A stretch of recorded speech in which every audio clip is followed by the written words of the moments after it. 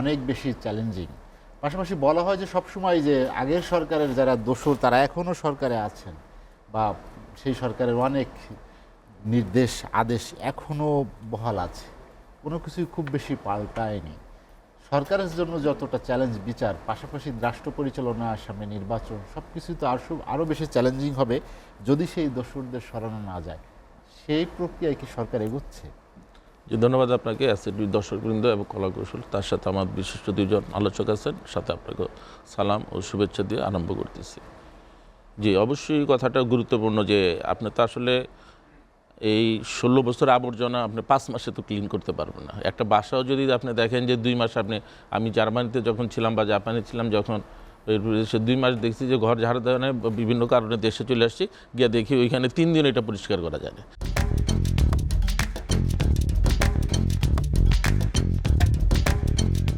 তাইলে দেখেন যে এই 16 বছরে যা করণীয় করছে যে হাসিনা, এমন কোনো সেক্টর নাইট যে সেক্টরটার সে না পচায় গেছে।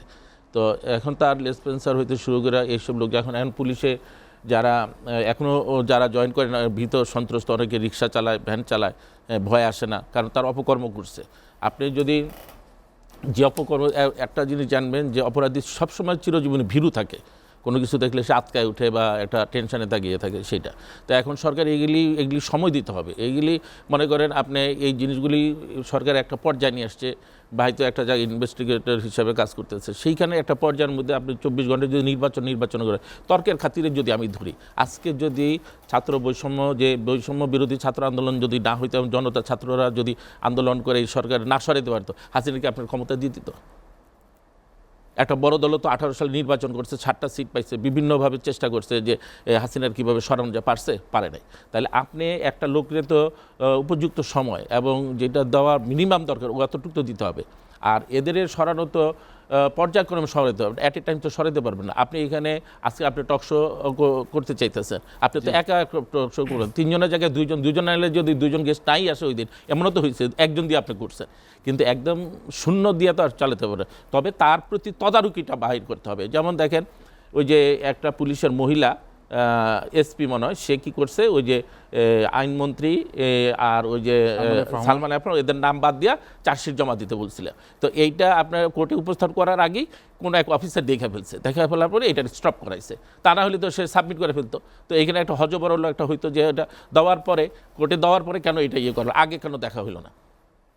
এই যে প্রতিটা ক্ষেত্রে আপনি মানে এটা বলতে গেলে কষ্ট লাগে যে 53 বছর আজকে দেশ, মানে শয়তানও পালাইবে এই দেশের মানুষের বুদ্ধির কাছে এবং মুনাফিকি এবং বেইমানির কাছে।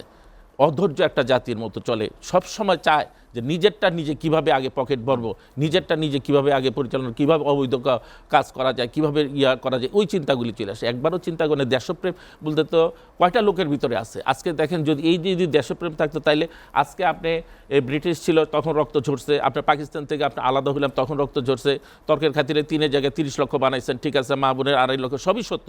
হওয়ার পরে এখন কেন রক্তটা জন্মে?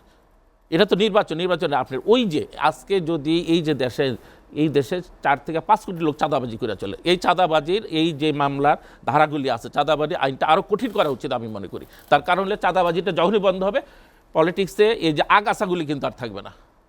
আপনার তখন গাছটাই থাকবে, আগাছা থাকবে না, ফ্রেশ গাছটা থাকবে, গাছের থেকে ফল খাইতে পারবেন আপনি। এই আগাছার কারণে আজকে কিন্তু যত্রতত্র যা তা হইতেছে। আপনি দেখেন যে এই যে আইন শৃঙ্খলা মারাত্মক অবনতি ঘটছে। মনে করেন বিভিন্ন জায়গায় আপনার এই যে টোকাই লিগ ছিল, ওইগুলি সন্ত্রাসী করতেছে, তারপরে কিশোর গ্যাং, তারপরে ধরেন এই যে যারা মুক্তি পাইছে শিশুদের, ওরা মানে এরিয়া দখল করার জন্য বিভিন্ন ধরনের। তো এখন আবার মনে করেন যে এই বিচার ব্যবস্থাটারে আরও সুন্দরভাবে সরকার যেভাবে গুছাই নিয়ে আসছেন, শিশির সাহেব যেটা বলছেন, আমি জানি এটা সত্য কথাই, যে এই জিনিসগুলি যে সুন্দরভাবে গুছাই নিয়ে আসছেন, এর পরিপ্রেক্ষিতে এই জিনিসটা আরও সহযোগিতা করতে হবে সবারই এবং আমাদের। এবং কিছু লোক অস্থিরতা বুঝতেছে খালি নির্বাচন, এই কারণে বলছিল যে হুজুর একজন বলছিল উনানে 500 করছে, উনি খারাপ কি বলছে? একজন খাইয়ে গেছে, আরেকজন অপেক্ষা করতেছে, এটা তো আমি খারাপ কোনো কিছু দেখতেছি না। উনি তো কারো নামও ধরে নাই। তাইলে এখানে আপনার কেন লাগলো এই জিনিসটা? আপনার তো আপনি যদি মনে করেন যে আমি খারাপ, আমার তো গায়ে লাগলো না, আমিও রাজনীতি করি, তারাও রাজনীতি করে, তা আমার তো গায়ে লাগলে না, কারণ আমি তো খাই নাই কোনো সময়, আর খাওয়ার আসারও চিন্তা করি না। তো অতএব আপনার চিন্তা করতে হবে দেশটা সবার জন্য, আমাদের আরও সহনশীলতার পরিচয় দিতে হবে। ইউনূস সাহেবরা আমরা জোর করে আনি না, ইউনূস সাহেবরা বসানো হয়েছে, অতএব ওনার সময় দিতে হবে।